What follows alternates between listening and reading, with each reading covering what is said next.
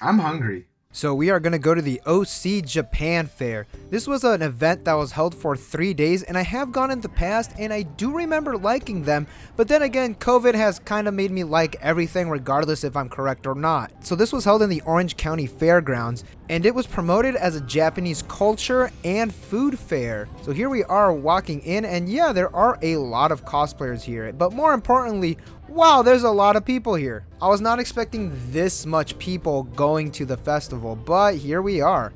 And there is the side of the entrance, and panning a little more, and holy shit, that is a long line. So there were actually not a lot of food vendors there, but here I am in line for yakisoba, and then I realized I could just make this at home. I jumped in another line, and actually I just wanted to get footage of this.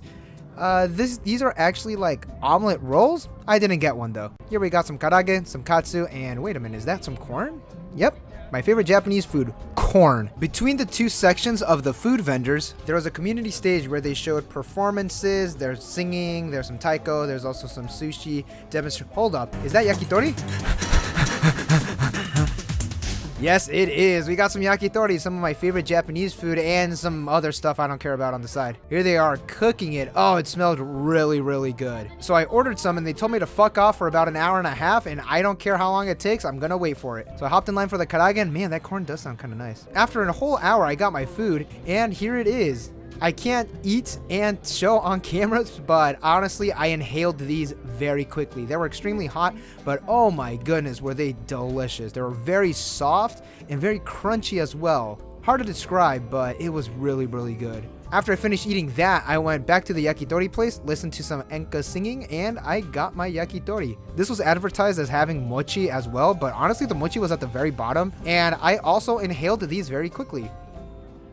I would drink this sauce if I could, I swear to God. And then I hopped in line for some taiyaki, and the line was extremely long, and I thought, hey, you know what? I could just get these somewhere else. After I said no, I went over to the community stage, and there was a guy prepping sushi, and here he is wearing the fish head. He really liked to do that a lot. Regardless, it was a very nice demonstration. And I'm kind of glad I didn't get the cutting part on footage because YouTube would probably ban me for that. In between the two sections of the food, there was the shopping area, at least one of the shopping areas, the outdoor shopping area. Here we have a lot of car slaps, and here we have the Poke Dude that was selling a lot of Pokemon stuff. A lot of Ichiban Kuji stuff, a lot of Nintendo stuff as well. So we're just going to take a moment and just walk around, show you the middle. Here we have some beef jerky. And there is my fist right there in the way. There weren't many big players here. It was a majority of small vendors and small artists coming together and selling their stuff. This one was interesting. There's a lot of pins, and if I could just get my hand out of the way, that'd be really, really great. Here's a better shot of the Pokemon vendor. There's a giant Pikachu there. He knows how to attract the people. Shout out to the guy in the ramen happy coat. And here's the reason I showed up, the gachapon, which they were closed. Most likely they were sold out of everything, which is a damn shame because I really, really love this. And the last time I came to the OC Japan Fair, they had this and I spent so much money. So hopefully I'll be able to catch them at some future event. Here is more car slabs. Nice, I guess. Not for me. And this is interesting. We have some bootleg electronics. Wasn't expecting this here, but hey, every swap meet type area needs one.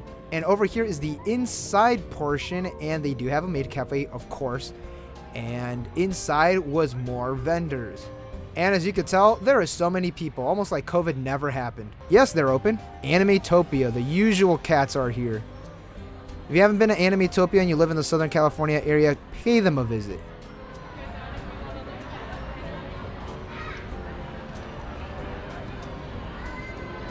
Here we have more car slaps. I feel that this is like a majority of what is here because, you know, it is trendy Japanese culture or Japanese adjacent culture. And honestly, walking around like the vendors and stuff, if you're not into streetwear or into that car slap community, you're probably not gonna like any of this. And here we have Claw Games, which is actually just opened up in Mitsuwa, which is in Costa Mesa, and that is pretty interesting. And over to the left, we do have that shooting game that you always see in anime but are too afraid to play. I didn't play because I already know that this is rigged, and I'm not even going to waste my money like that because I already wasted too much money on food. Here we have more card slaps and some YouTubers. Nice. Get those likes. We have some more anime vendors, and here is the Maid Cafe, and I saw that American flag, and I was like, no, I'm good. I don't need to go there. Never liked American maid cafes. No, never liked Japanese maid cafes either.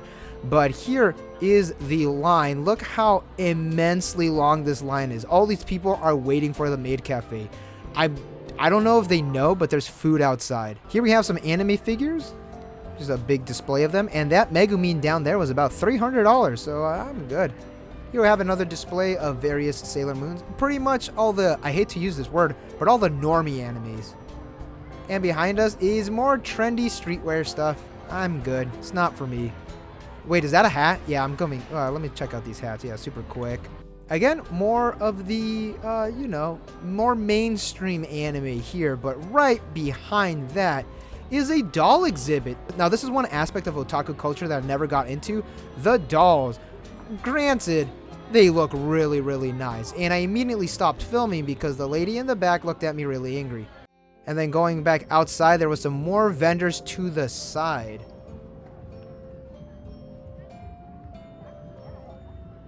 And it's the usual suspects, car slaps and trendy streetwear. So after not eating that much and kind of just looking around and not really being interested on all the car slap and the trendy streetwear stuff, and not really in the market for more anime figures, I called it a day.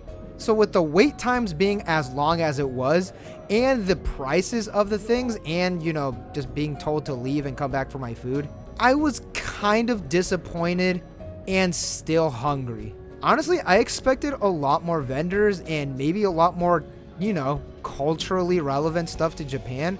And I was talking to a friend of mine, and his grandma, who is Japanese, actually went and was kind of disappointed as well, which is understandable. This is a lot more modern Japanese culture. Like, there's a lot of anime, there's like maid cafes. It's otaku culture. That's what this festival was. Regardless, it was kind of not worth it, honestly. Things were too expensive, the wait times were extremely long, and the lack of traditional Japanese culture kind of killed it for me. Like, yeah, I'm super into the anime, I'm super into manga and all that, but, Japanese culture in general is just kind of cool. Either way, hopefully the next one will be a whole lot better, but thanks again for watching, and I'll catch y'all later.